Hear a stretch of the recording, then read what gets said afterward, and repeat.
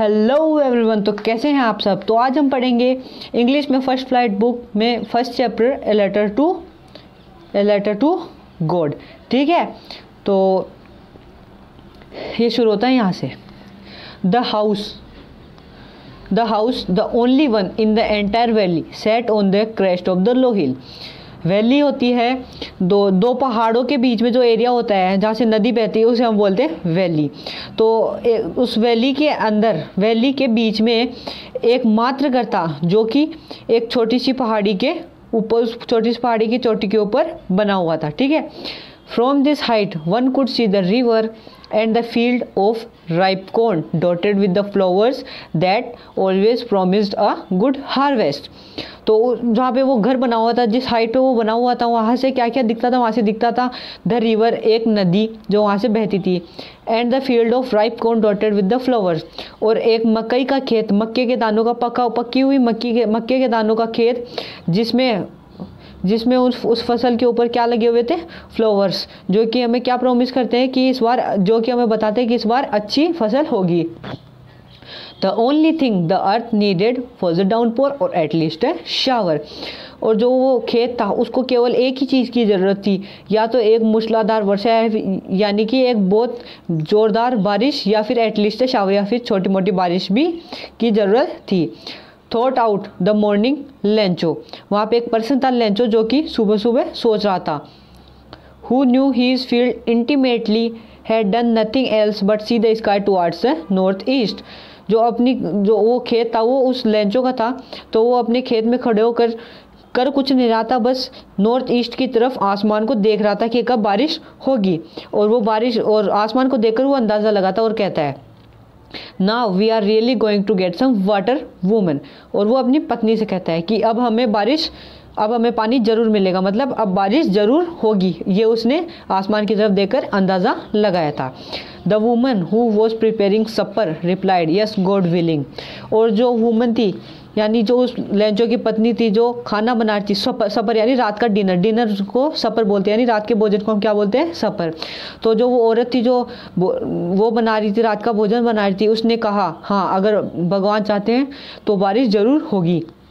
The older boys were working in the field while the smaller ones were playing near the house until the woman called to them all, come for dinner।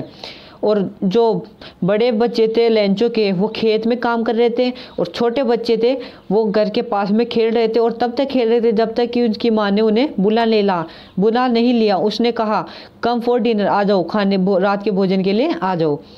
It was during the meal that just as Lencho had predicted big drops of rain began to fall. और वो खाना खा ही रहे थे कि उसी समय, ये खाने का वक्त था और खाना चल रहा था कि उसी वक्त, जैसा कि लेंचो ने कहा था, big drops of rain began to fall, बड़ी बड़ी बारिश की बूंदें गिरने लग गई थी। In the north east huge mountains of clouds could be seen approaching. और नॉर्थ ईस्ट की तरफ से बड़े बड़े बादल जो है आते हुए दिखाई दे रहे थे। The air was fresh and sweet. और जो हवा थी वो ताज़ा और मीठी चल रही थी। The man went out for no other reason than to have the pleasure of feeling the rain on his body. और जो मैन, वो लेंचो था, वो बाहर जाता, और किस चीज़ के लिए बाहर जाता है? वो केवल बारिश की बूंदों को अपने शरीर के ऊपर महसूस करने के लिए बाहर जाता है, और किसी कारण से बाहर नहीं जाता। And when he returned, he exclaimed, "These aren't raindrops falling from the sky. They are new coins.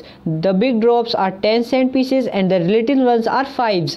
और जब वो बारिश में भीग कर वापस आता है तो वो कहता है कि ये बारिश की बूंदें नहीं हैं जो आसमान से गिर रही है, ये नए कॉइन्स है। वो इन्हें कॉइन्स इसलिए कहता है क्योंकि अब फसल अच्छी हो जाएगी और उन्हें उस फसल के बदले पैसे मिलेंगे। The big drops are 10-cent pieces and the little ones are 5s। वो कहता है कि ये जो बड़ी बड़ी बूंदें हैं वो 10% है, और जो छोटी है वो 5% है। With a satisfied expression, he regarded the field of ripe corn with its flowers draped in a curtain of rain. Draped मतलब होता है लिपटा होना, और curtain यानी चद्दर।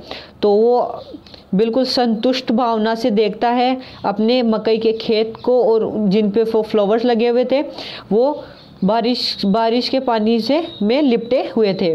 But suddenly a strong wind began to blow, पर अचानक एक बहुत ज़ोर से हवा चलती है। And along with the rain large hailstones began to fall, और जो बारिश थी उसके साथ साथ बड़े बड़े बर्फ़ के ओले गिरने शुरू हो जाते हैं। These truly did resemble new silver coins, और जो वो बर्फ़ के ओले गिर रहे थे, बर्फ़ के बड़े बड़े पत्थर गिर रहे थे, वो सच में एक सिल्वर कॉइन्स की तरह दिखते थे। The boys exposing themselves to the rain ran out to collect the frozen pearls, और जो बच्चे थे वो बाहर जाने से अपने आप को रोक नहीं पाए और बाहर जाकर उनको फ्रोज़न pearls यानी मोती, यानी जो वो बर्फ़ के ओले थे वो जमे हुए मोती को उन्हें वो कलेक्ट करने लग गए, जमा करने लग गए। It's really getting bad now exclaimed the man, और तब फिर उस मैन यानी लेंचो ने कहा कि अब ये बहुत बुरा हो रहा है। I hope it passes quickly, वो आशा करता है, वो कहता है कि मैं आशा करता हूँ कि ये जल्दी पास हो जाए, यानी जल्दी ख़त्म हो जाए ये ओला वृष्टि, यानी ओलों का गिरना जल्दी बंद हो जाए। It did not pass quickly, पर ये जल्दी से ख़त्म नहीं हुआ। For an hour the hail rained on the house, the garden, the hill side, the corn field, on the whole valley, और 1 घंटे के अंदर अंदर जो वो हेल स्टोन से जो वो ओले थे, जो बर्फ़ के पत्थर थे, टुकड़े थे, वो कहाँ कहाँ गिरे, वो घर के ऊपर गिरे, गार्डन में गिरे, द हिल साइड पूरी पहाड़ी पर गिरे, द कॉर्न फील्ड पूरे मक्के के खेत में गिर गए, ऑन द होल वैली, और पूरी घाटी के अंदर वो गिर गए। The field was white as if covered with salt, और जो पूरा मैदान था वो वह सफ़ेद दिख रहा था जैसे कि किसी ने सोल्ट यानी नमक बिखेर दिया हो। Not a leaf remained on the trees, और जो ओलावृष्टि हुई थी उसकी वजह से एक पत्ती भी किसी पेड़ पर नहीं बची थी। The corn was totally destroyed, और जो मकई का खेत था वो पूरी तरीके से बर्बाद हो गया था। The flowers were gone from the plants, और जो पौधे थे, मकई के पौधे थे, उन पे ऊपर से सारे जो फ्लावर फूल थे जो वो सारे जा चुके थे। Lencho soul was filled with sadness, और जो लेंचो था उसकी आत्मा दुख से भर गई। When the storm has passed, he stood in the middle of the field and said to his sons, a plague of locusts would have left more than this. जब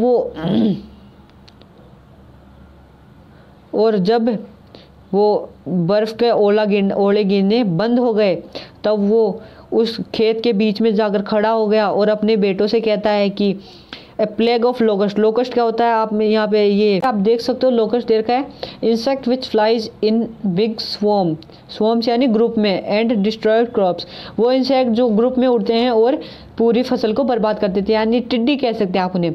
तो वो कहता है कि अपने बेटों से कहता है लेंचो कि अगर किन्हीं इंसेक्ट्स का अगर वो ग्रुप भी आया होता, यानी इन छोटे मोटे कीड़ों के अगर वो भी आया होता ग्रुप, तो वो भी कुछ न कुछ छोड़ता, पर जो ये ओलावृष्टि हुई इसने कुछ भी नहीं छोड़ा।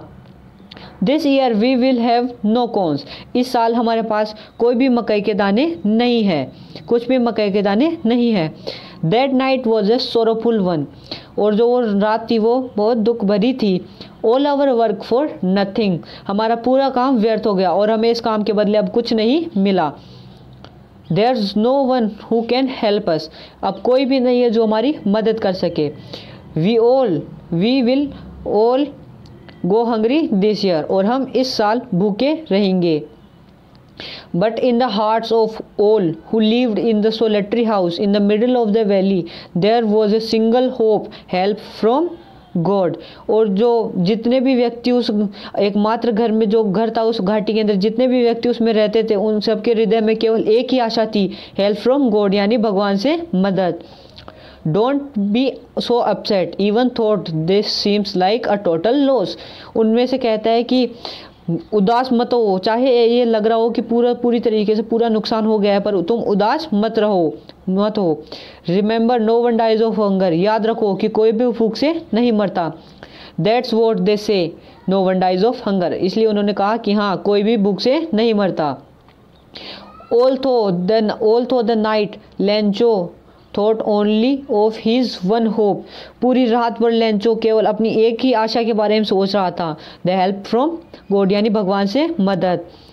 whose eyes as he had been instructed see everything even what in deep in one's conscience, और वो सोचता है कि जो भगवान है उनसे अब हम मदद लेंगे, वो भगवान जिनको सब कुछ देखते हैं, जो सब कुछ देख सकते हैं, वो ये भी देख सकते हैं कि किसी के मन में क्या है। Lencho was an ox of man working like an animal in the field, but still he knew how to write. Lencho एक ऐसा व्यक्ति था जो खेत में एक जानवर की तरह मेहनत करता था, लेकिन फिर भी उसे लिखना आता था। The following Sunday at daybreak, he began to write a letter which he himself carried to town and placed in the mail. और अगले संडे को इसी संडे को उसने सुबह होने के बाद उसने एक लेटर लिखा जो कि वो खुद टाउन में ले जाने वाला था। नगर यानी किसी टाउन में, किसी कस्बे में उधर कोई कस्बा था, वहाँ पे वो ले जाने वाला था और मेल बॉक्स के अंदर रखने वाला था। It was nothing less than a letter to God, और उस लेटर में कुछ नहीं था, वो केवल भगवान के लिए पत्र था। God, he wrote, if you don't help me,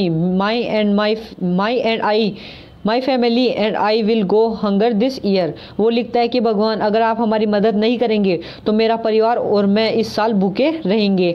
I need 100 pesos in order to sow my field again and to live until the crops comes because the hailstorms ... वो लिखता है कि मुझे 100 पेसोज की आवश्यकता है। 100 पेसोज यानी उस कंट्री की करेंसी है ये, ठीक है।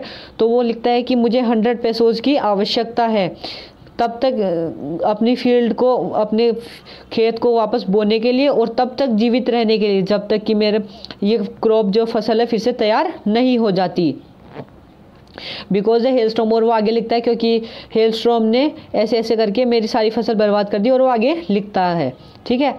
He wrote to God on the envelope, put the letter inside and still trouble went to town. वो एक एनवलप लेता है और उस एनवलप के ऊपर एड्रेस लिखता है टू गॉड, और वो लेटर है उस एनवलप के अंदर डाल के थोड़ा चिंतित होते हुए कस्बे की तरफ निकल जाता है, टाउन की तरफ निकल जाता है। At the post office, he placed a stamp on the letter and dropped it into the mailbox. और पोस्ट ऑफिस पहुंचकर वो एक स्टैंप लेता है और इसके ऊपर लेटर के ऊपर लगा देता है और इसे मेल बॉक्स के अंदर डाल देता है। One of the employees who was a postman and also helped at the post office went to his boss laughing heartily and showed him the letter to God. वहाँ पे जो एक एम्प्लॉय था, जो काम करने वाला था, वो एक पोस्टमैन था, और जो पोस्ट ऑफिस था उसमें भी वो मदद करता था। वो अपने बॉस के पास जाता है और हंसते हुए अपने बॉस के पास जाता है और उन्हें ये लेटर दिखाता है भगवान के लिए लिखा हुआ। Never in his career as a postman had he known that address, और अपने पोस्टमैन के करियर में उसने कभी भी ये एड्रेस यानी भगवान तक का एड्रेस उसने नहीं देखा था। The postmaster, a fat, amiable fellow, also broke out laughing. और जो पोस्ट मास्टर था वो कैसा था, मोटा और खुश मिजाज इंसान का, वो भी हंसने लग जाता है उस लेटर को देखकर। But almost immediately he turned serious and tapping the letter on his desk commented, what faith, I wish I had the faith of the man who wrote this letter. और अचानक ही वो सीरियस हो जाता है और उस लेटर को अपने डेस्क के ऊपर टैप करते हुए कहता है कि क्या विश्वास है भगवान के ऊपर, काश मेरे पास भी उस व्यक्ति जैसा विश्वास होता जिसने ये लेटर लिखा है। Starting up a correspond with God, जो कि भगवान के साथ बात करता है पत्र के द्वारा। So in order not to shake the writer's faith in God, the postmaster came up with an idea, answered the letter.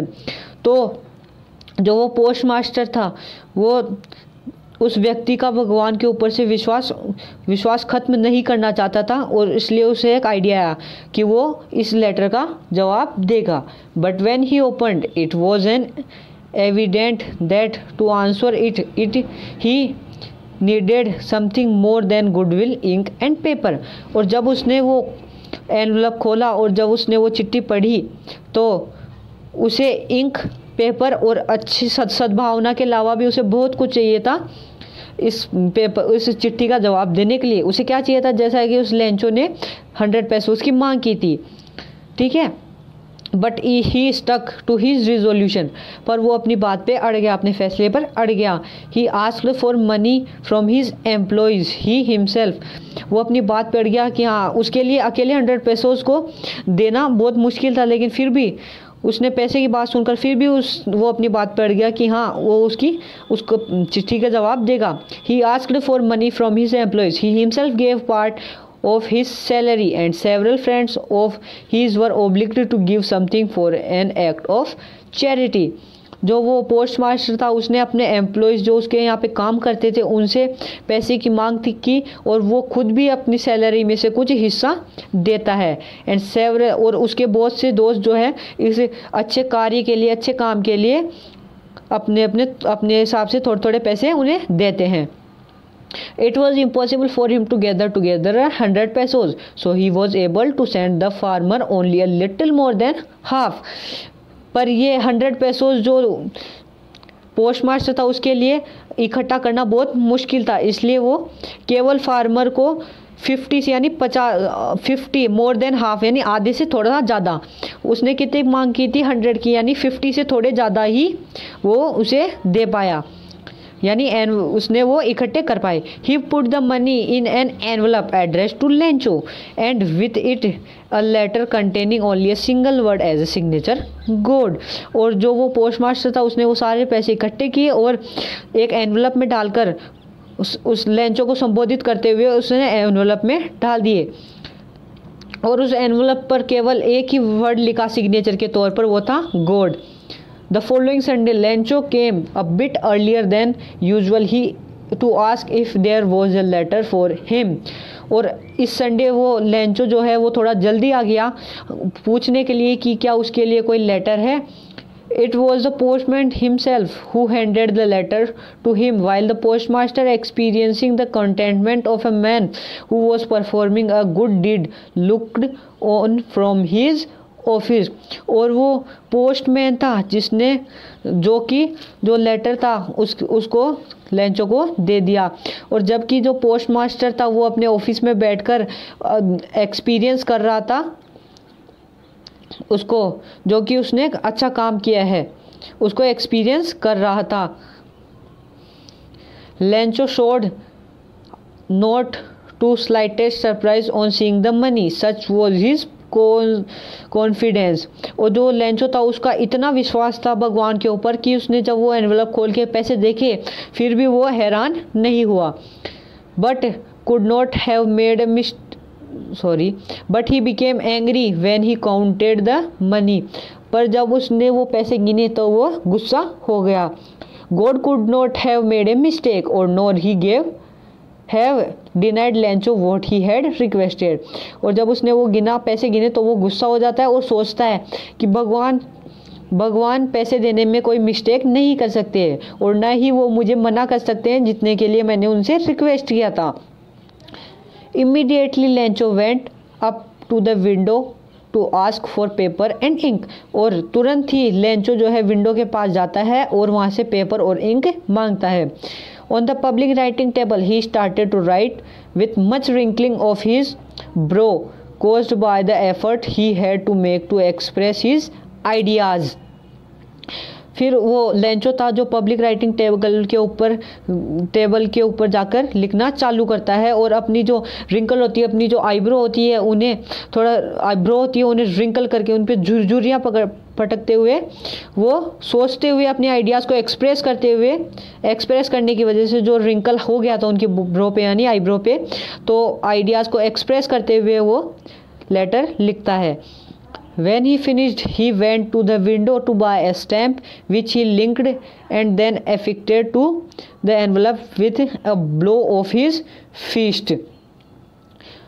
और जब वो ख़त्म हो जाता है यानी पूरा लेटर वो लिख देता है तो वो विंडो के पास आता है और एक स्टैम्प लेता है और उसके ऊपर एनवलप पे लगाकर उसे गीला करके चिपका कर अपनी यानी मुट्ठी से उसको मारकर उसे चिपका देता है। The moment the letter fell into the mail box the post master went to open it. और जब वो लेटर जो एनवलप था, जो लेटर था एनवलप में, जब वो मेल बॉक्स के अंदर डाल देता है लेंचो, तो पोस्ट मास्टर जाता है और उसे खोलता है। It said, God of the money that I asked for only 70 pesos reached me. वो लिखता है कि भगवान, जितने पैसे मैंने आपसे मांगे थे उनके केवल मुझे 70 pesos ही पहुँचे हैं, मुझे मिले हैं। जैसा कि आपने पहले पढ़ा था कि वो जो है पोस्ट मास्टर उसे केवल आधे से ज़्यादा ही दे पाता है। आधे ज़्यादा कितने थे? 70 pesos। Send me the rest since I need it very much. वो कहता है कि मुझे बचे हुए पैसे भी मुझे भेज दो क्योंकि मुझे इनकी बहुत आवश्यकता है। But don't send it me through the mail because the post office employees are bunch of crooks Lencho.